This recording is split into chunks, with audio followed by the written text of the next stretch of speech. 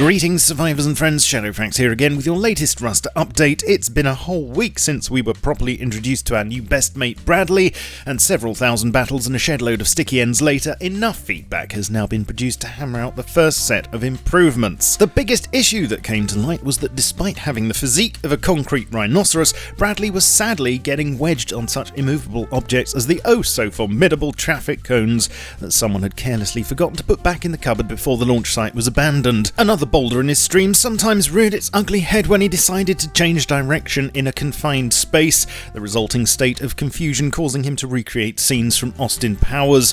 Hilarity ensued. Helk thinks he's fixed these by A, kicking the cones out of the way, and B, making sure that if Bradley does decide to turn around, he has to travel to a safe spot first. He hasn't learned how to reverse yet, so this means he might drive away from you to begin with, but don't let this lull you into a false sense of security. Talking of security, there's less of it, as his coax is now more accurate and has added swivel ability, so can hit you if you manage to jump on top. But on the plus side, you'll no longer get kicked for fly hacking if you do so. His headlights will now only be on during the night, as they should be. They'll switch off when he explodes, and his currently working weapons have proper muzzle flashes and case ejections. You'll notice too that just like the chopper, he'll now catch fire and billow smoke as he gets progressively knackered, so you don't have to get close enough to read his health bar. His HP has doubled, meaning he now has 1,000 instead of 500, that's 6 rockets or 2 C4, and you'd better finish what you start, as if he hasn't been attacked for 5 minutes, he'll heal himself. To compensate for increased accuracy, his gun does 7 damage per hit instead of 10 now, and the loot tables were reorganised so you'll no longer get C4 or normal rockets, maybe HV ones or grenades, and occasionally things like auto turrets and armoured doors. What I said last week still applies, i.e. there's no point moaning about any of this stuff as it's still being tweaked and balanced. So don't. Yes, I know, I still haven't done a proper video on the new roadmap. I've been busy, okay, but something changed there this week. A slight reshuffle with long-term persistence, or in other words, some type of progression system, now taking top priority. This means a re-evaluation of the situation to fix the current issues surrounding player investment and server longevity.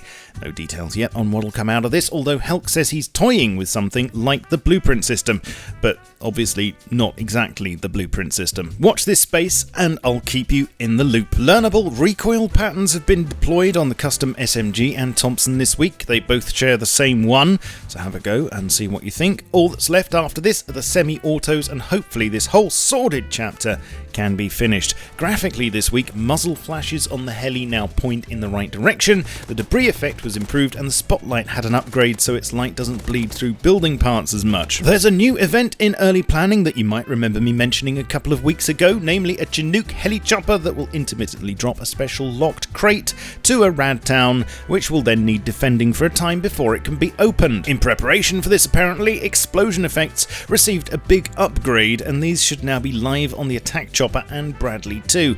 Not only do we get more bang for our buck, but the oil fire effects also have better textures. Sides of roofs have had some very strange stuff going on for a while now. They could either be invisible or missing collision, and this was being gamed by some players. Hopefully this is now fixed. And decor spawn parameters had a clean up, with bushes getting reorganised into fewer but larger clusters instead of individual ones all over the shop. In performance, paintable sign textures were targeted, which meant not only a rewrite of the file storage backend and caching systems to eliminate unnecessary allocations and improve performance, but also the plugging of another memory leak. About 300 megabytes of unused assets were stripped out too, some of which were being needlessly loaded into RAM, so that's a nice bonus. Work continues to streamline textures, downscaling some that are larger than necessary and reducing the memory footprint for others, and a couple of exploits involving flashlight abuse and seeing player movement through walls were hopefully fixed too. Over to works in progress now, and the new nav mesh grid system may well make it to the main branch next week,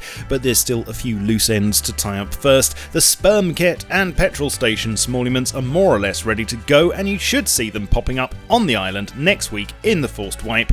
In the meantime, here are a couple of shots to get you in the mood. And finally, as some of you have rightly pointed out, how will we know who's a scientist and who's just a player in a RAD suit? Well, that's easy. Scientists are more likely to be friendly. Only Joking, of course. Instead, we plebs won't be able to actually wear their nice squeaky clean clobber soon. Instead, we'll have to craft our own makeshift hazmat suits, and so work has started on this very thing. Here are some examples of how the complete ensemble could look, and it may well be that several variations will be available. Sadly, there's a complete absence of any amphibian-related footwear, which upsets me immensely. I mean, at least if we can't have frog boots, make the helmet out of an old Henry Hoover or something. I guess we'll just have to put up with what we get, as beggars cannot indeed be choosers. Your thoughts I would love to know, so please leave them down below and show your support for my channel by slapping the like and subscribe buttons with the wet flannel. Also, come and follow me on Twitch, Twitter, Facebook, and my Steam group. Links are in the description. I shall catch you all soon, but in the meantime, keep calm and stay rusty. Cheerio.